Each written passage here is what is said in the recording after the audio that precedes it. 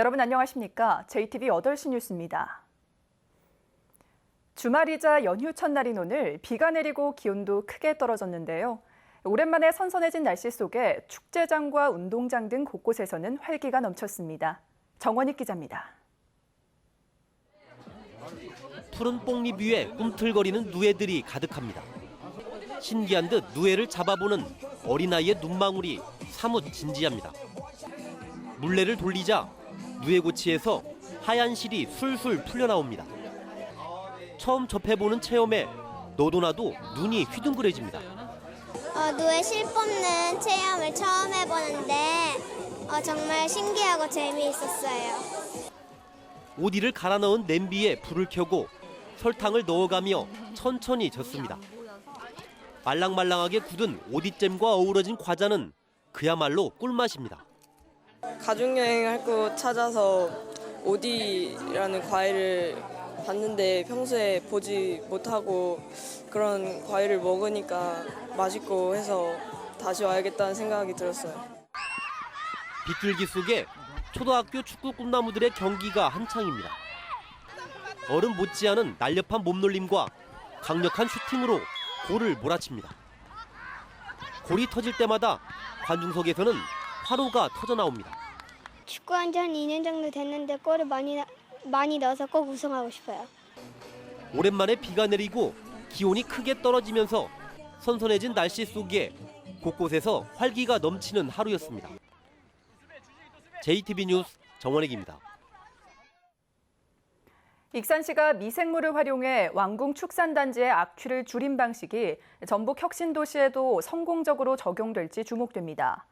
익산시는 분뇨와 섞인 미생물이 암모니아와 황화수소를 제거해 축사의 나쁜 냄새를 크게 없앴다며 전북 혁신도시에도 성공적으로 적용하려면 무엇보다 축산농가의 미생물을 주기적으로 공급해야 한다고 밝혔습니다. 또 익산시가 미생물을 무료로 공급해 축산농가의 참여를 이끌어낸 만큼 전라북도가 혁신도시 주변 축산농가에 미생물을 무료로 공급하기 위한 예산 확보가 과제로 떠올랐습니다. 신용보증기금이 사회적 기업과 협동조합에 대한 보증을 우대합니다.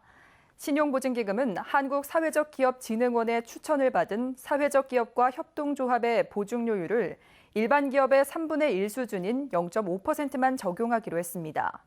또 일반 기업의 85%를 적용하는 보증 비율을 사회적 기업과 협동조합에게는 100% 적용하기로 했습니다.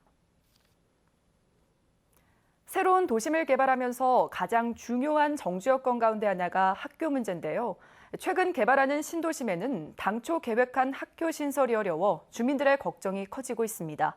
조창현 기자입니다. 35사단이 이전한 뒤 전주 북부권의 신도심으로 개발하고 있는 에코시티. 이곳 개발이 끝나면 200만 제곱미터에 3만 1천여 명의 주민이 살게 됩니다. 하지만 중요한 정주 여건인 학교 신설은 매우 불투명합니다. 교육청은 당초 6개의 초중고등학교를 신설할 계획이었지만 지금까지 교육부가 승인한 건 초등학교 한 곳뿐입니다. 전주 서부권의 신도심인 만성지구는 지구 단위 계획에 초중학교가 한 곳씩 들어서도록 돼 있습니다. 하지만 초등학교 한 곳만 신설이 확정되고 중학교는 어려운 상황입니다. 만성지구에 들어설 초등학교는 아파트 입주보다 늦게 개교하고 중학교는 아예 없어 학생들은 멀리 구도심까지 통학을 할 수밖에 없는 상황입니다. 교육부는 학생 수가 계속 줄고 있어 학교 신설에 부정적이며 대안으로 구도심 학교의 이전을 권고하고 있습니다. 하지만 구도심 주민들의 반발이 만만치 않아 대상학교 선정이 어렵습니다. 교육부에서 학교 총수는 고정시켜 놓은 상태에서 학교를 신설을 하라고 그러니까 이전을 하거나 아니면 다른 데 어디를 폐지를 하고 나서 학교를 신설해야 되는 문제가 지금 생겨서 상당히 좀 어려움이 있습니다. 군산과 익산의 도심 개발 지역도 사정이 비슷해 학교 없는 신도심이 되지 않을까 주민들의 걱정이 커지고 있습니다. JTBC 뉴스 조창인입니다. 2017학년도 대학 입시정보설명회가 오늘 서울 소재 주요 대학을 시작으로 이달 주말과 휴일에 잇따라 열립니다. 오늘 전북교육문화회관에서 열린 고려대와 연세대의 입학설명회에서는 입학사정관들이 입학 전형과 주요 변경 사항 등을 설명하고 질의응답 시간을 가졌습니다. 오는 11일에는 전북대와 원광대 등 전북 5개 대학의 입시 설명회가, 12일에는 이화여대, 서강대, 한국외대, 19일에는 육군사관학교와 성균관대, 경희대 등 서울 주요 대학의 입시 설명회가 전북교육청 강당에서 열립니다. 전북대가 특성화 사업과 관련해 전국에서 가장 많은 사업비를 확보했습니다. 교육부와 한국연구재단의 올해 대학 특성화 사업단 평가 결과를 보면 전북대는 2년 전에 시작한 6개 특성화 사업단이 우수한 평가를 받고 재선정돼 70억 원의 예산을 확보했습니다. 또 전주대는 3개, 우석대는 2개의 특성화 사업단이 계속 지원 대상으로 선정돼 국가 예산을 지원받습니다. 농업의 6차 산업화의 하나로 전국 농협 가운데 처음으로 농가 레스토랑이 김제에 문을 열었는데요. 전문성 부족과 매출 부진으로 2년도 채 안 돼 문을 닫고 말았습니다. 보도에 정윤성 기자입니다.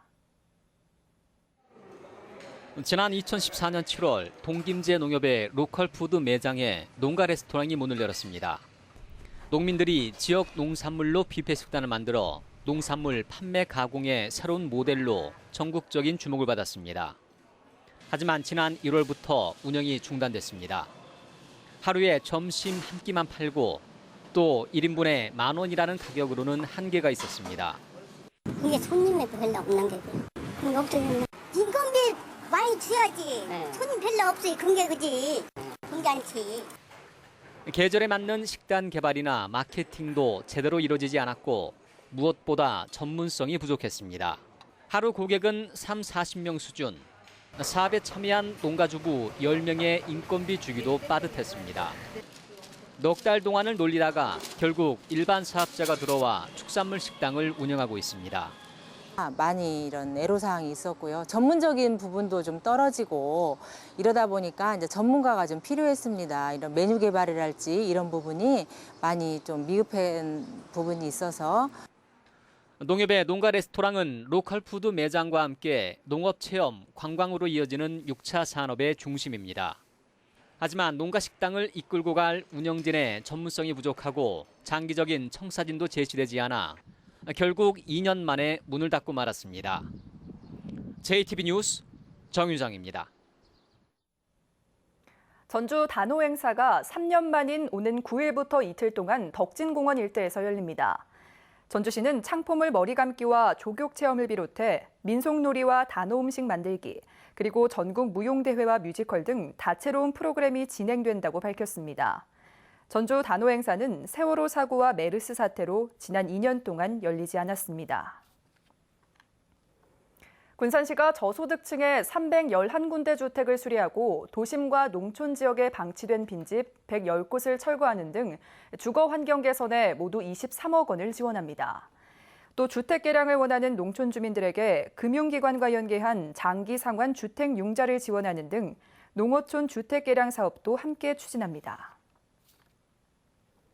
여름철 물놀이 사고를 줄이기 위해 119 시민수상구조대를 운영합니다. 전라북도는 오는 17일까지 인명구조사와 특전사 출신자 등을 중심으로 119 시민수상구조대 240명을 모집해 7개 해수욕장과 5개 하천에 배치하기로 했습니다. 지난해 119 시민수상구조대는 물에 빠진 11명을 구조하고 500여 건의 응급처치를 했습니다. 군산과 익산, 완주 3내읍을 연결하는 국도 27호선의 포장 보수 공사가 오는 7일부터 11일까지 이루어집니다.